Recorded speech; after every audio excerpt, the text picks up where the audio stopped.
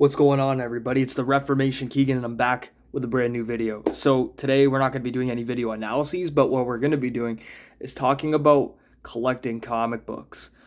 So I was inspired by a video shared to me about a week ago that talked about collecting comics, why we collect comics, what the reasons are, things in that nature.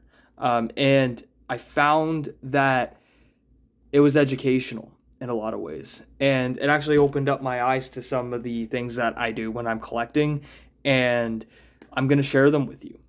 Because collecting is subjective to everybody. It depends on your main interests, it depends on how much funds you possess, and it also depends on how long you've been collecting. And for me, I've always loved comic books since I was a kid, but I didn't start avidly collecting all of them, I would say, until maybe about 3 or 4 years ago. That's when I really started collecting weekly issues and more trades, because before I would just read something and then I wouldn't read it for a long time, or I would just watch movies from the MCU, movies from the DC universe, and animated shows. So I think now I have enough ethos to discuss collecting because I do it every week, and I've been doing it for quite a while. So I want to discuss some things that I've learned when collecting comics. And one of them is grading. So a lot of people, they get comics graded because they like their books in pristine condition and they want a subjective analysis on a condition of a particular book that either has sentimental interest to them or has a big financial proponent to it. And I've never been big on grading. And if you are, more power to you. It's just I've always found grading to be subjective. And for me, good condition means no visible blemishes or dents or anything like that. So grading to me has just it's not a waste of money per se, but I do think that a lot of people spend too much money grading things, and it's not something I would spend my money on unless if it's for a really well regarded story that's a lot older and you need it to be preserved. Then maybe I would get something graded. But I think a lot of people just get any story graded just to say that they have something graded and they want something graded at a 9 or above because that to them looks credible in the eyes of comic collectors.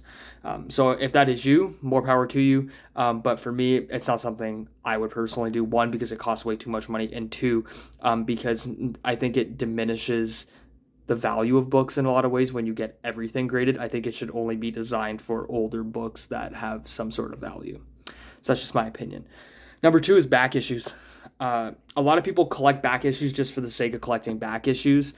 For me, I collect back issues on stories that I love because deep down I'm a collector. So, for example, Captain America: The Winter Soldier by Ed Brubaker is one of my favorite stories ever. Even though I'm more of a DC guy, I do love The Winter Soldier. And I've been on a mission to collect the back issues of them just to display in my eventual theme room. So that's why I collect them. But I think a lot of people collect back issues, and it's a fragmentation of their collection because a lot of times you can't get certain issues because they're just very unattainable, or they cost way too much money. So with back issues, I would suggest, if you're a newer collector, on only getting back issues of stories that you have a very, very close sentimental connection to. And if you're a collector, if you're just getting back issues for the sake of back issues, it's going to run up a lot on your cards, a lot. It's going to be a lot of cash spent, and they're just going to be sitting there collecting dust if you're not using them for collector purposes.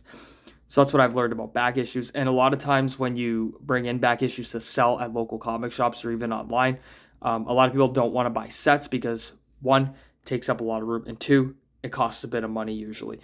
So a lot of people just want to collect issue by issue or a couple issues at a time, and that's again a fragmentation, one in the collection, and two for your wallet. So I've also learned that with back issues.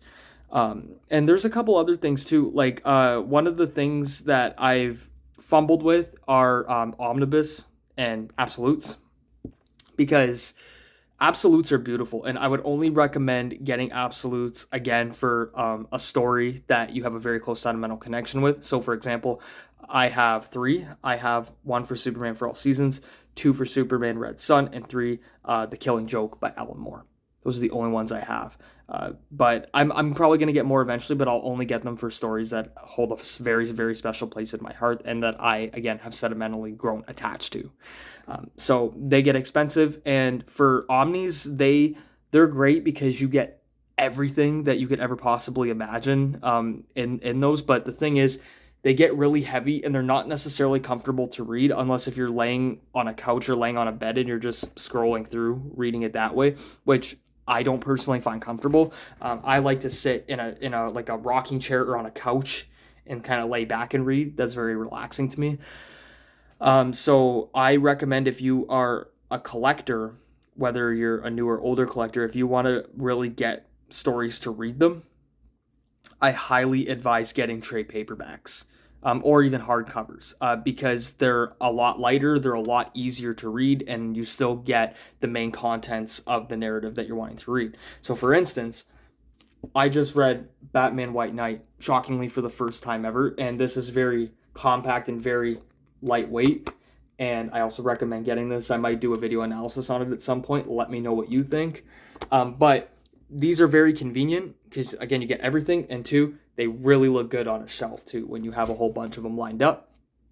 So it kind of looks like a little library when you have all the trades lined up on a shelf or like in a cupboard.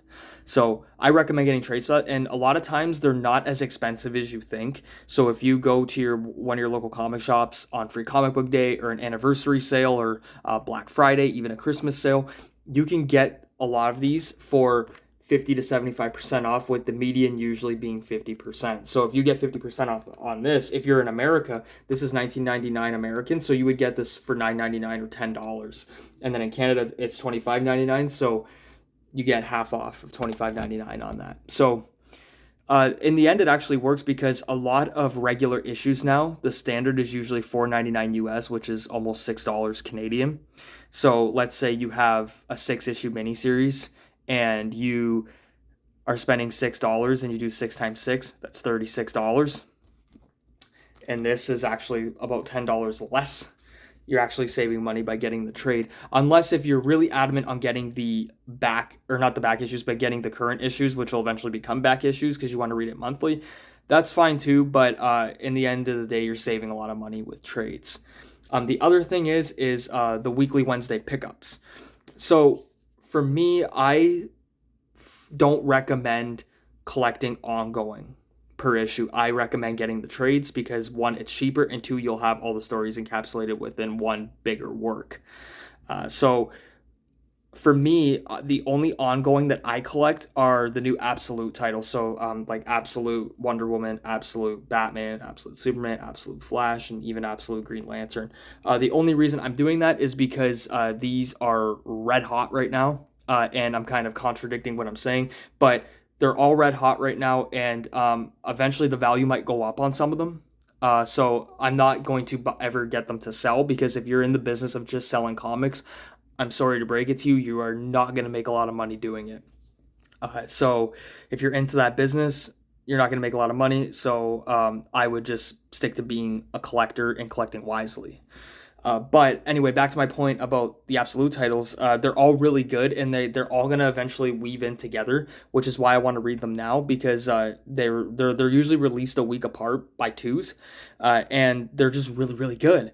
But I think eventually after the next while, I'm going to end up picking them up in trades, because I don't know how long each of them are going to last, because the only one that's limited right now is the Absolute Martian Manhunter, which is 12 issues. The rest of them are ongoing, so I don't know how long they're going to go. I know Batman, according to Scott Snyder, will be at least 28 issues, so that's quite a lot.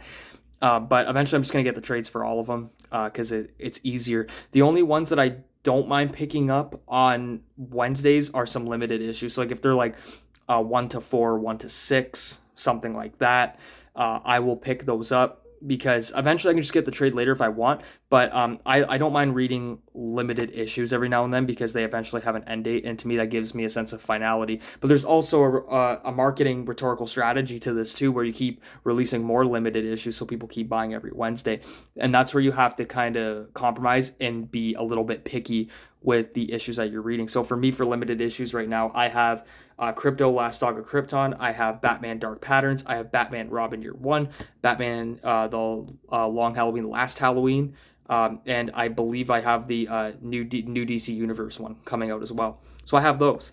But I'm very picky on what I get.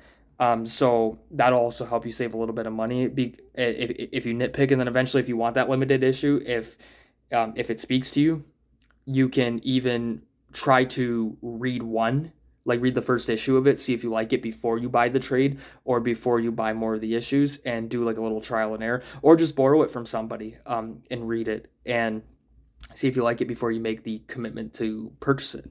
But also for a lot of limited arcs, it's also good to pick up the trades too if you're not collecting actively, because in the end of the day, they actually save you a bit of money. So that's the other thing I learned. But yeah, that's pretty much an encapsulation on a lot of comics that I've learned about. I really do think trades are the way to go. And if you are collecting trades right now, you're probably saving a lot more money than you assume. But I'm going to keep collecting, and I even collect a lot of past trades as well, because for a lot of them, like for a lot of old Batman stories, a lot of old Flash stories, they're not the easiest to get for singular issues, so I just get a lot of the trades for them, and that has served me a great benefit. And if there's anything else you want to add to, don't forget to share it in the comments. Don't forget to give this a like. Don't forget to subscribe. We're on the road to 500. I'd like to get to 3,000 watch hours so I can put out better content for you, and I will be back relatively soon.